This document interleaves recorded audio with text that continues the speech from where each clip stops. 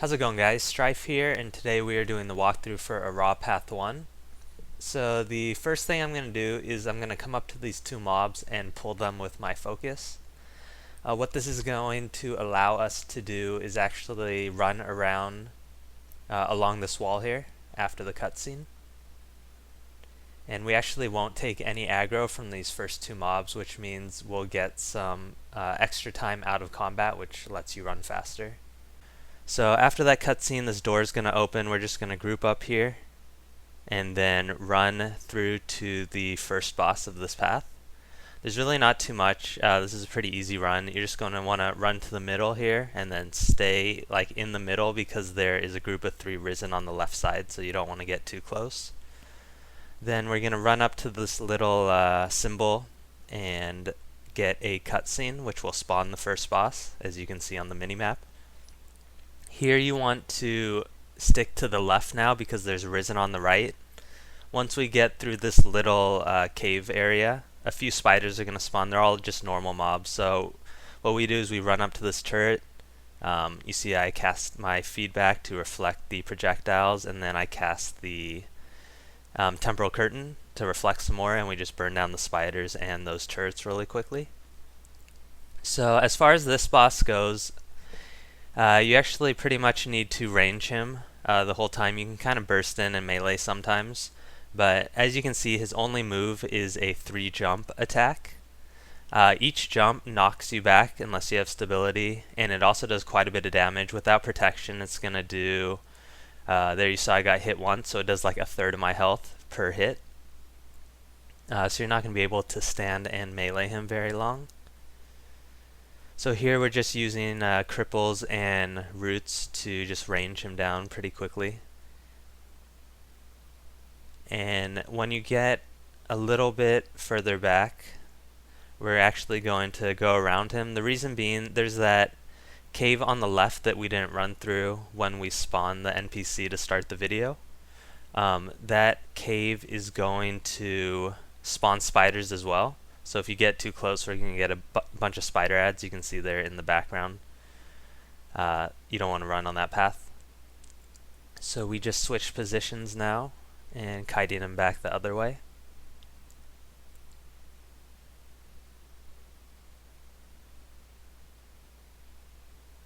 And then once you start getting him pretty low health, when he gets to 25%, he's actually going to split, and you're going to get the item that you need to turn into the NPC.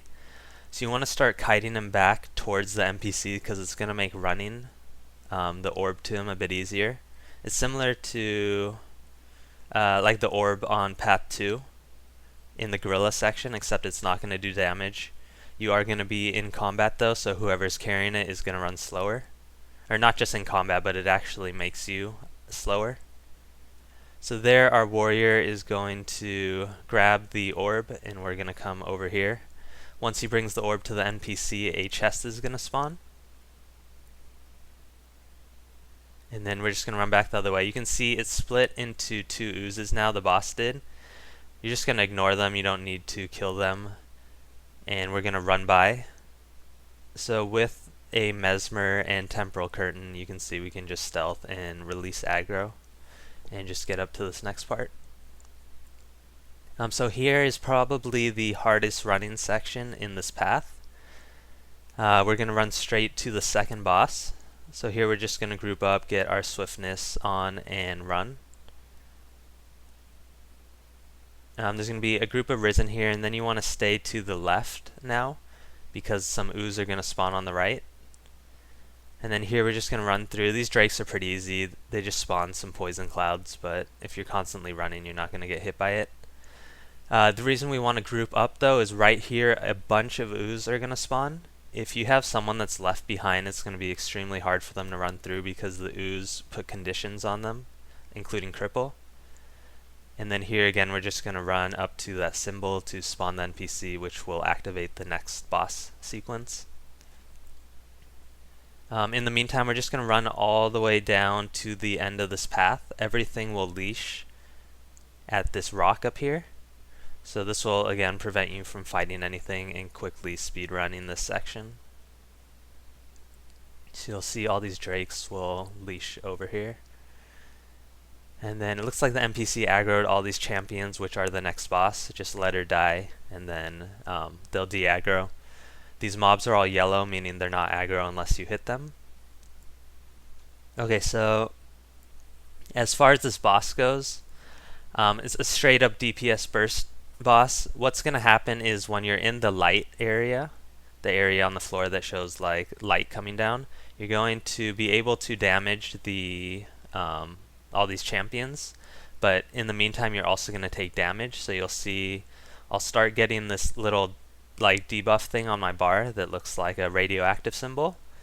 The higher the stacks are, the more damage you'll take, but the more damage you will do to the boss as well, or these champions as well.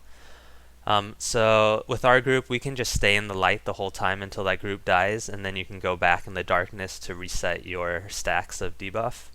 And then again, there's just going to be 3 more here, so we're just going to stand in the light and kill them. With Omnomberry food, you should be able to out-heal, or at least maintain the damage from your debuff until you kill these mobs. So you saw there, and then we can just go in the darkness. So overall, that boss is really easy. I've never had trouble with him, even in like pug groups. And then this next part is going to be a running sequence. Not really a hard one. And then you do want your chest over here as well.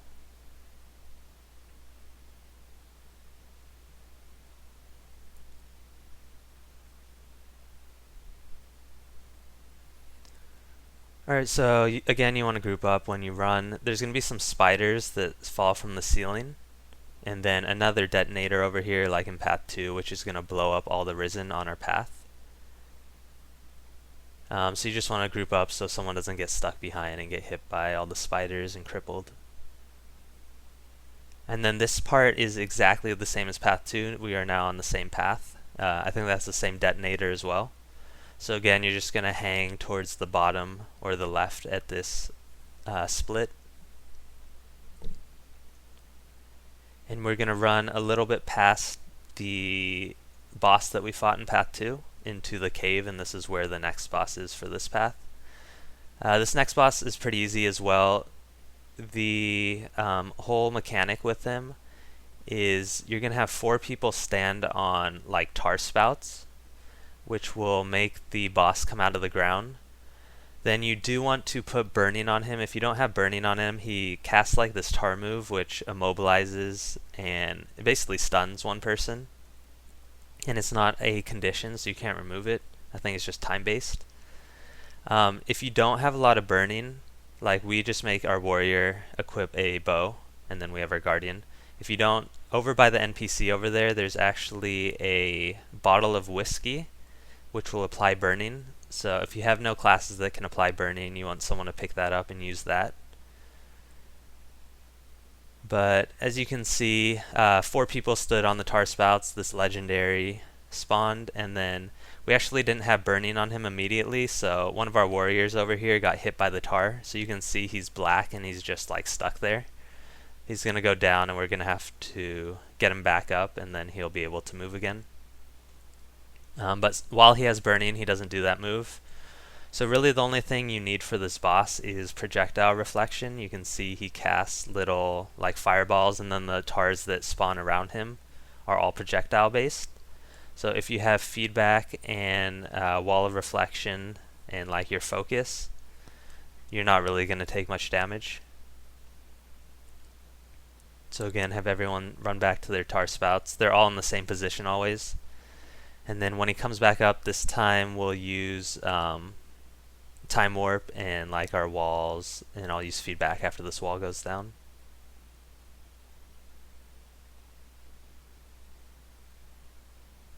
So really not too hard. So you can see kind of where the spouts are when I'm looking around here. It's in pretty much 4 like corners of this area, and it signifies by just tar coming out of the ground. So it's pretty easy. Just have like the same people always go back to the same tar spouts, so you don't waste time fumbling around.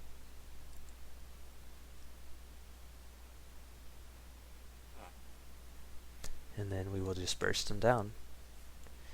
So as far as path 1 goes overall, path 1 it's about the same length as path 2 and 3, give or take a couple minutes. The only difference is that it's quite a bit more challenging, especially the trash runs if you are going for a speed run. The hardest part is probably those first two bosses, not the actual boss, but running from the start to the first boss, and then from the first boss especially to the second boss. The trash runs are pretty challenging. You need your group to work together to remove conditions if you get crippled, and to also, if you do want to run it, have some sort of stealth, even if you have to use spike hits, because you're going to need to release some aggro at certain points.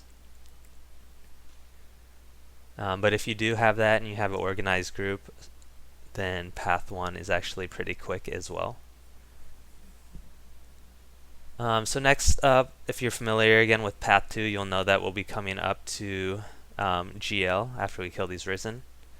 So we're going to come to the pathway that merges with all 4 paths, where we have to fight Giganticus Lupicus. And if you watch my other videos, you'll see how we do him in melee range.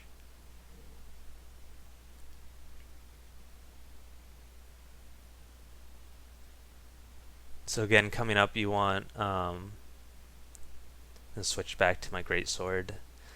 You want Wall of Reflection on the Guardian, and then feedback on your Mesmer. And we are just going to run through here, run past the first set of turrets that are going to be at the bottom of this drop. And then we'll just run to the rock and use, Guardian will actually use Wall of Reflection, and they'll just all kill themselves in that 12 seconds.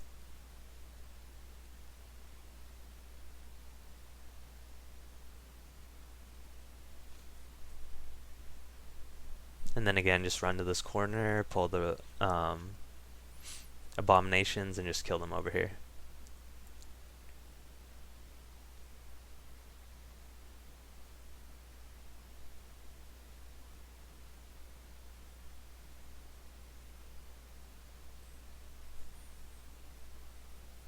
Alright, so again, just like the other paths, I'm not going to go into extreme detail on GL. I have some other videos that do that.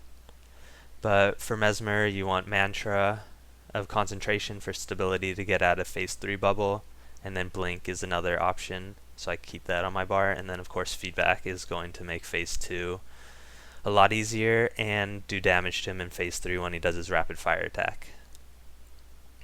So here, again, phase 1, pretty easy pattern. He's going to raise his hand. You want to dodge when his hand is at its peak to dodge the grub that spawns. Even if you're at range, you want to dodge that so you don't have to deal with the grub. Then when you're in melee range, he's going to try and kick you roughly 2 seconds after his hand raise and his scream, which spawns the locust.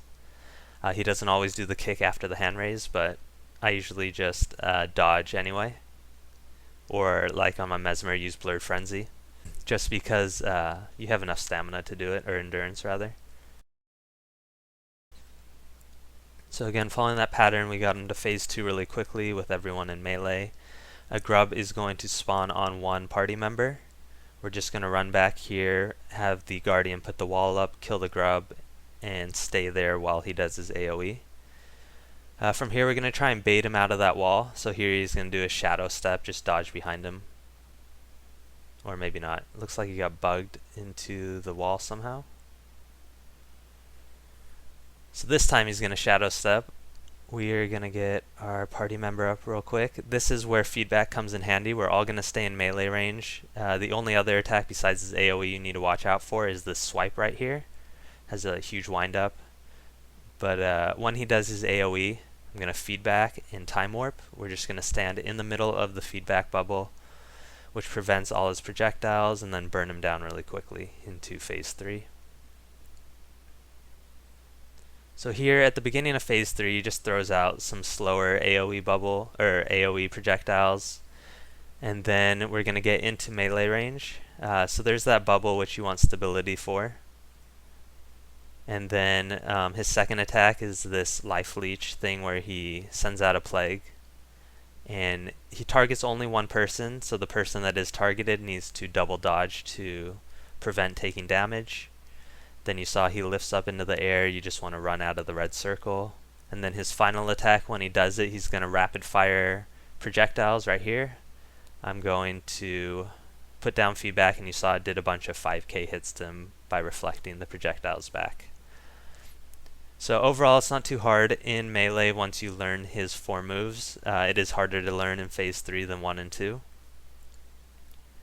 Just because you need to recognize 4 moves instead of 2 moves, and to practice it, you actually have to get to phase 3 every time. But you can see that by everyone meleeing, this boss goes down quite a bit faster than in all the ranged battles on YouTube. Just because melee damage is so much higher DPS. Or sorry, melee damage is so much higher DPS than ranged. And then, of course, you have those reflections to really burst them down as well every time he rapid fires. So that is the GL fight. From here, we're just going to have one last kind of long run to the last boss. So we're already almost done with this path. And then, I guess I haven't mentioned yet, but you can see in my Path 2 and 3 video, we run 1 Guardian and 3 Warriors. We're running 2 Guardians for this path.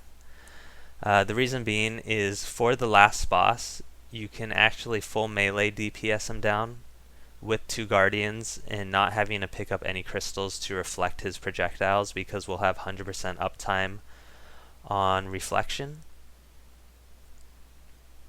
And then again, you saw there I used the focus pull to move mobs out of the way so we didn't aggro them, which allows us to run out of combat a bit longer. And then once we get to this section, you just want to try and use your dodges to stay out of combat. Around this corner is where I will cast Veil.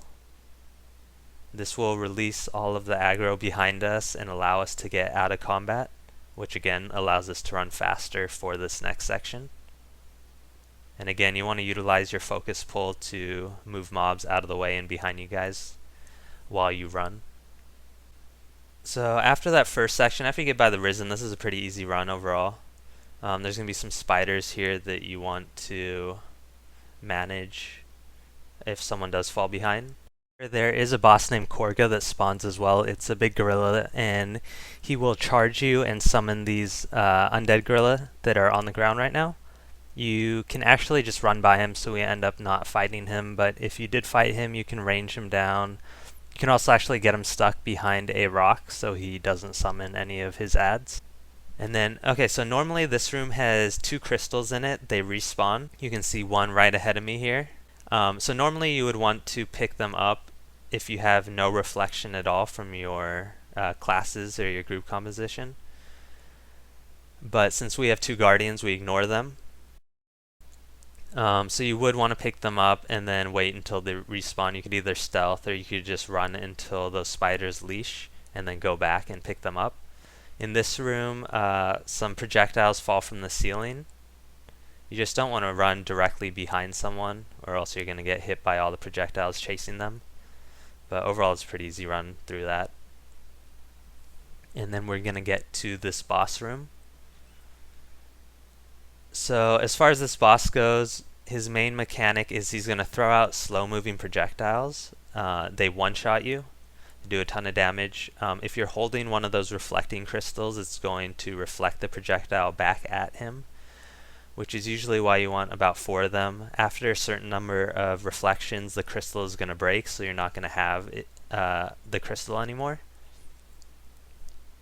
But as I mentioned in our group, we have 2 wall of reflections, my feedback, and my temporal curtain to have 100% uptime on reflection. So here I'm going to temporal curtain first, or sorry, feedback first. You can see I did like 100k damage there. That was from the crystal reflecting back at him. So now the Guardian again puts down his wall of reflection, and I will time warp. And then you just want to kind of time it. It's up for 12 seconds with the trait, so the other Guardian wants to put his wall up immediately at the end. And then I'll temporal curtain for the last few seconds. And you can see my feedback's going to be up shortly, so I will feedback, and this should kill him if he throws another projectile like he just did. So you can see with 2 Guardians and a Mesmer, that part's really easy. You can actually do it with 1 Guardian, 1 Mesmer as well, but there's going to be some downtime where you have to switch to range and kite the projectiles around until you have reflection back up. And then you can kite whatever projectiles that are following you into the reflection to reflect them all back at him. So we're pretty much done with the path now. I'm keeping my video running because I think this is probably the most ridiculous story to a dungeon path. Granted, I haven't really watched many of the stories, but the whole point of this path was to get to this observatory to look at this like constellation or thing in the sky. I'm not sure what it is exactly, but you'll see here I'll interact, and basically the NPC wanted to look at this thing. So yeah, that's why we fought through tons of undead and crazy bosses. But thanks for watching.